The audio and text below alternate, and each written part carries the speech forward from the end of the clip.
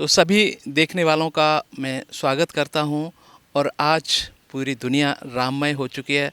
दुनिया का यूँ कहें कि पूरा ब्रह्मांड राममय हो चुका है और हम राम की बात न करें, ऐसा कैसे हो सकता है।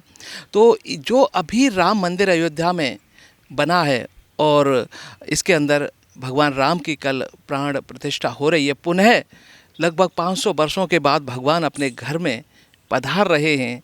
तो राम ने तो हमेशा ही वनवास भुगता है, चाहे जीवन काल हो और या फिर अभी आधुनिक काल हो। तो भगवान राम और आधुनिक जो जीवन है उसमें क्या उपयोगिता है, भगवान के चरित्र से हम किस प्रकार से अपने जीवन को बेहतर बना सकते हैं, और इसी विषय पर बात करने के लिए हमारे साथ हैं युवा आरजे तरुण शर्मा। इनसे हम जानेंगे कि युवाओं के लिए कितना महत्व है। तो देखिए, वैसे तो कहते हैं कि युवा अलग अलग जितने भी लिखने वाले हैं, चाहे तुलसीदास जी हों, चाहे वाल्मीकि जी हों, और अनंत भाषाओं में जो राम का चरित्र लिखा गया है, तो तुलसीदास जी ने खुद भी लिखा है कि वाल्मीक नारद घट जोनी और निज निज मुखन कही निज होनी। तो जिसने राम को जैसा अनुभव किया और वैसा ही पाया है। तो तरुण जी, हम आपका स्वागत करते हैं और जानते हैं कि आज युवाओं के लिए राम का कितना महत्व है। सबसे पहले तो आप सभी को बहुत बहुत धन्यवाद और मेरे श्रोता दर्शकों को जय श्री राम। एक तुलसीदास जी की कथन है रामचरितमानस में, एक दोहा है कि कहूँ बचन मृदु विप्र अनेका, जग अभिराम राम अभिषेका, अब मुनिबर विलम्ब नहीं कीजे, महाराज कहूँ तिलक करीजे। गोस्वामी तुलसीदास जी के रामचरितमानस गान के उत्तर कांड की ये चौपाई है, जब प्रभु श्री राम अयोध्या आ रहे होते हैं, जब ये लिखी गई है। वो कहते हैं, हे मुनिश्रेष्ठ, सारे जो विद्वान हैं वो हाथ जोड़कर विनम्रतापूर्वक कहते हैं, हे मुनिश्रेष्ठ, अब विलम्ब मत करो, अब हमारे प्रभु श्री राम का जो है राज्य अभिषेक करो, तिलक करो। तो मन बड़ा प्रफुल्लित है। एक लंबी लड़ाई के बाद, एक लंबा संघर्ष है, लंबे कालखंड के बाद ये हर्षोल्लास का ये क्षण आया है और ये पुनर्जीवित हो रहा है वापस। एक ऐसा लग रहा है एक नए युग का जो है आरंभ हो रहा है, नए युग का आरंभ हो रहा है। और मैं बल्कि यहाँ ये भी कहूँगा कि ये हमारे स्वाभिमान की पुनः प्रतिष्ठा है।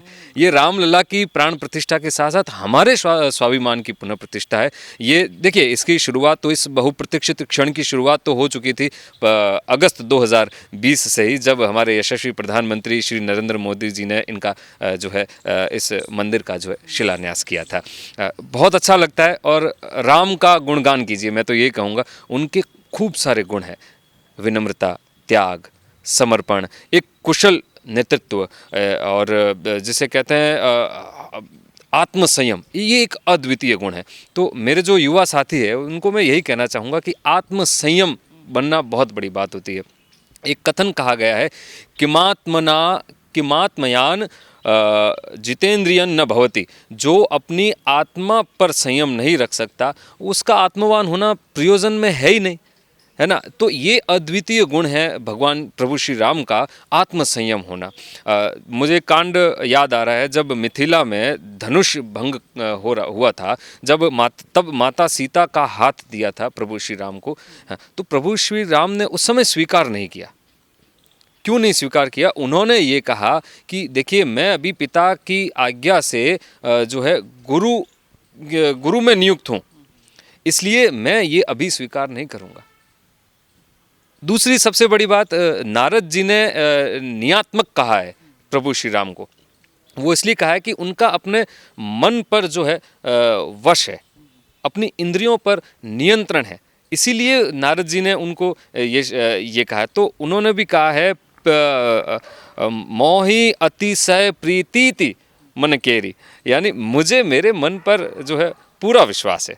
तो हमारे युवाओं को अभी धैर्यवान होना बहुत ज़रूरी है। खूब सारे अपने अपने राम हैं, है ना, अपने अपने हर रूप में हम प्रभु श्री राम को आदर्श रूप में मान सकते हैं। जैसे परिवार में पिता, पुत्र, भाई के रूप में, समाज के रूप में।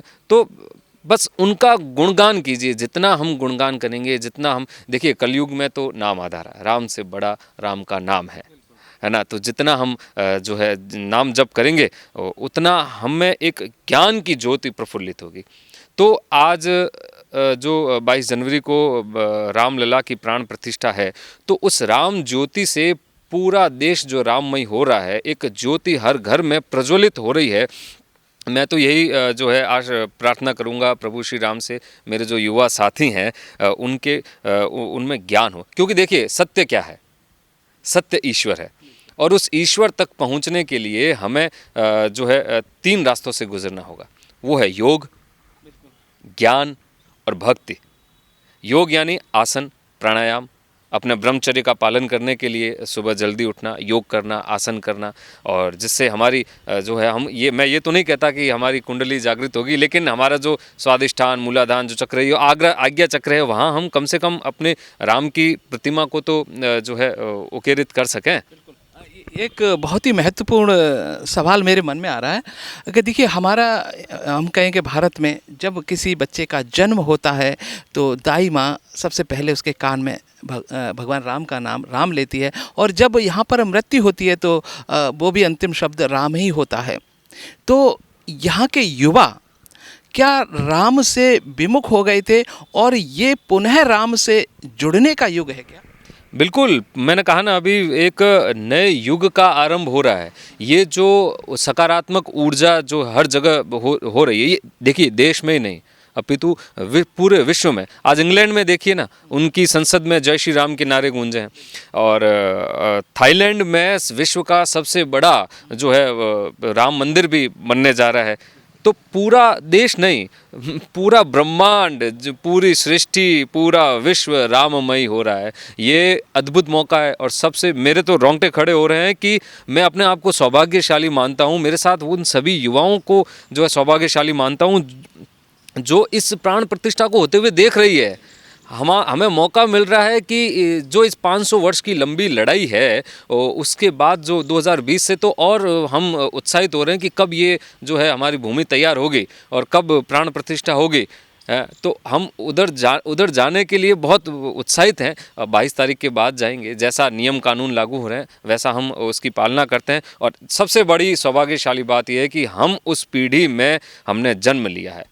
हाँ, ये सबसे महत्वपूर्ण बात हमारे लिए और इस ब्रह्मांड के लिए कि एक समय वो था जब भगवान राम का जन्म हुआ था। उस समय जो लोग मौजूद थे और आज पुनः अपने घर में जब पधार रहे हैं, और आज जो पृथ्वी पर इस शरीर के रूप में मौजूद हैं, वो भी बड़े सौभाग्यशाली हैं। और वैसे तो कहते हैं कि भगवान राम की कृपा के बिना भगवान राम का विरोध भी नहीं कर सकता। और कहते हैं कि अभी आपको याद दिलाऊं कि जब मैं इंटरव्यू कर रहा था माननीय पंचदेव जी पांडे का, तो उन्होंने बड़ी महत्वपूर्ण बात कही थी कि रावण को जब ये लगा कि मैं राम की भक्ति करके, उपासना करके नहीं प्राप्त कर सकता हूँ, तो उसने राम का विरोध किया और राम को प्राप्त कर लिया। और तो युवाओं से जो हमारे युवा है ना भारत में, तो अब देखो राम को लगभग भूल गए थे, भौतिक सुख की तलाश में कहीं भटक गए थे, और मैं कहूँ कि अशांत उनका जीवन हो गया था। तो राम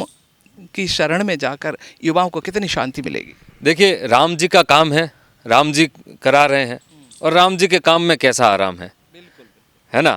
तो करने वाले राम, कराने वाले राम है ना। हमें सिर्फ क्या करना है, हमें सिर्फ एक ही चीज़ करनी है कि नाम जप करना है, और ये हम कर सकते हैं। देखिए, 2 चीज़ें होती है, एक आध्यात्मिक सुख, एक सांसारिक सुख। आप सांसारिक सुख में रहते हुए भी आध्यात्मिक सुख का लाभ ले सकते हैं। और सबसे बड़ी विडंबना ये है कि जो है हमारी पीढ़ी जो है ये अध्ययन से विमुक्त होती जा रही है। स्वाध्याय करना बहुत ज़रूरी है। मैं आपको देखिए एक छोटा सा प्रसंग सुनाता हूँ। एक मानस का हंस पुस्तक है, जिसमें अमृतलाल नागर जी ने उस पुस्तक को लिखा है, और तुलसीदास जी की जीवन चरित्र, बहुत अच्छा जीवन चरित्र बताया है।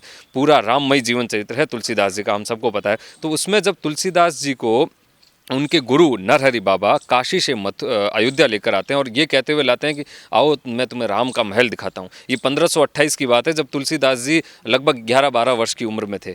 कितनी भक्ति उन्होंने की है।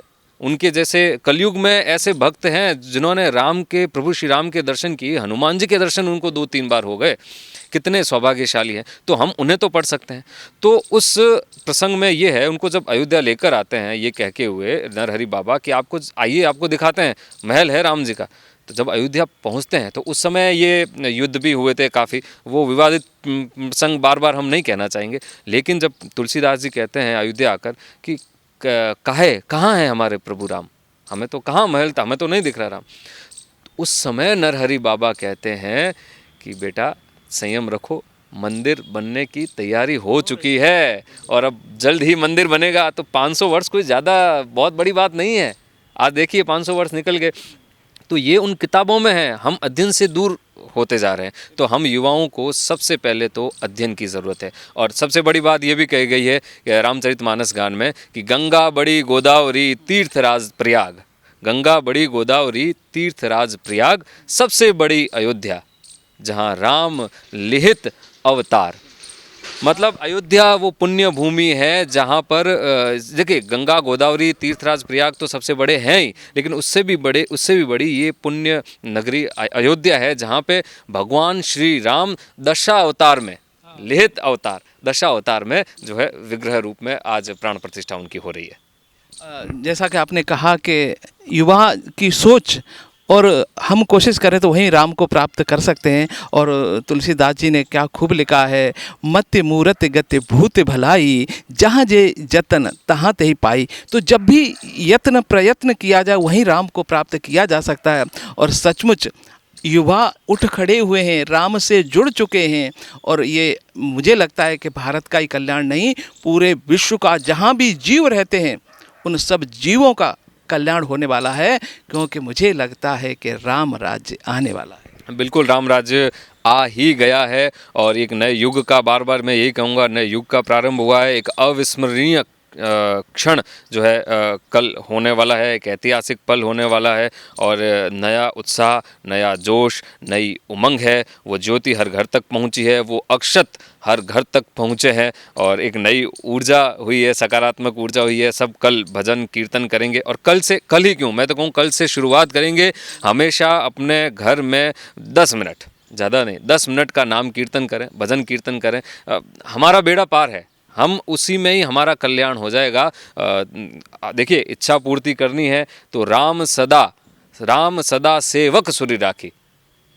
हमें यदि इच्छा पूर्ति करनी है तो कई सारी चौपाइयाँ रामचरितमानस गान में, आप उनका गुणगान कीजिए ना, राम के नाम का गुणगान कीजिए, फिर देखिए उस अलौकिक छवि में आप पहुंच जाएंगे। ये जो लौकिक दिख रहा है ये तो है ही, अब इन पर हमारी इंद्रियों पर वश करते हुए इन पर विजय पाना ही एक अलौकिक क्षण की अनुभूति होना है। बिल्कुल। और बात वही है कि राम के रूप अनेक हैं। और तुलसीदास जी ने लिखा भी है कि इतनी कथाएं हैं, इतने रूप हैं, घट घट में राम हैं। तो सचमुच हमारे युवा जुड़ चुके हैं, राम राज्य आ चुका है। और आज हमने एक युवा आरजे तरुण शर्मा के विचार राम के ऊपर जानने को मिले। और अंत में आपसे एक सवाल कि युवाओं के लिए आप क्या कहना चाहते हैं? देखिए युवाओं के लिए तो मैं यही कहूँगा कि गौरवशाली रहा भूत भविष्य भी महान होगा। कि गौरवशाली रहा भूत भविष्य भी महान है।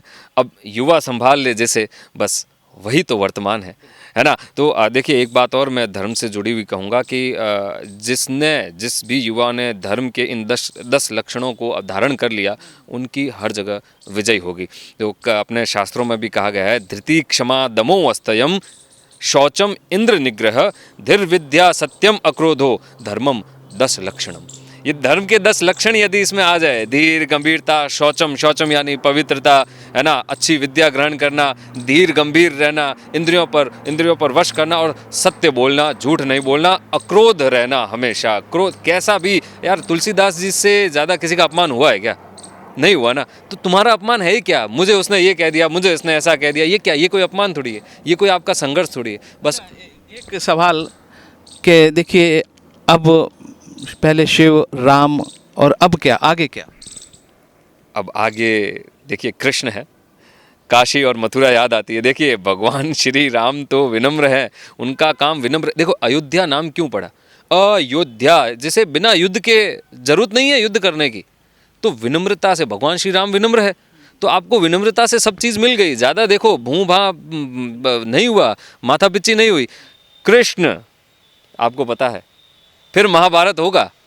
अगर कृष्ण का विनम्रता पूर्वक नहीं होगा सब कुछ काम, तो फिर महाभारत छिड़ सकता है, क्योंकि जो जिसकी भक्ति करता है ना, उसके गुण उसमें अवश्य आते हैं। आप हनुमान जी की भक्ति करते हैं, तब देखिए हम इधर उधर भागते रहते हैं बंदर वानर की तरह, इधर उधर, इस बार ये काम वो काम ये काम, वो कभी एकदम बैठता नहीं है। जो शिव भक्त होता है ना, उसमें आत्मबल होता है, और जो देवी का भक्त होता है ना, तो उसकी आंखों में आप देखिए वही तेज होगा, वही ज्योति होगी, उस सब हर जगह उसकी मंगल होगी, है ना। जो राम जी का भक्त होगा ना, वो विनम्र होगा। तुलसीदास जी को देखिए, मैं बार बार तुलसीदास जी का इसीलिए कह रहा हूँ, इससे बड़ा कोई उदाहरण ही नहीं है।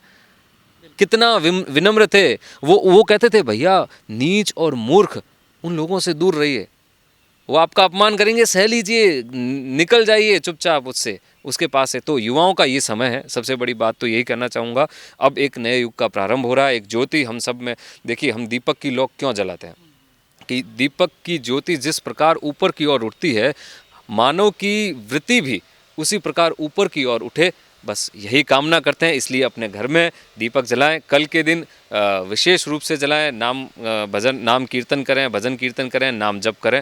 यही मेरी उम्मीद है, यही कामना है हम सब युवा साथियों से। चलिए, और आज के युग में शर्मा जी, मैं तो ये समझता हूँ कि हमें शिव की भी ज़रूरत है, राम की भी ज़रूरत है, और राम और शिव आ गए, और आज का युग है, कृष्ण की तो बहुत ज़रूरत है। तो बहुत बहुत शुक्रिया। तो कृष्ण भी जल्दी आएंगे, प्रतीक्षा थोड़ा सा कर लें। और आज का जो समय है वो वाकई में अद्भुत है, हम बड़े सौभाग्यशाली हैं। आपने समय निकाला, बहुत बहुत शुक्रिया।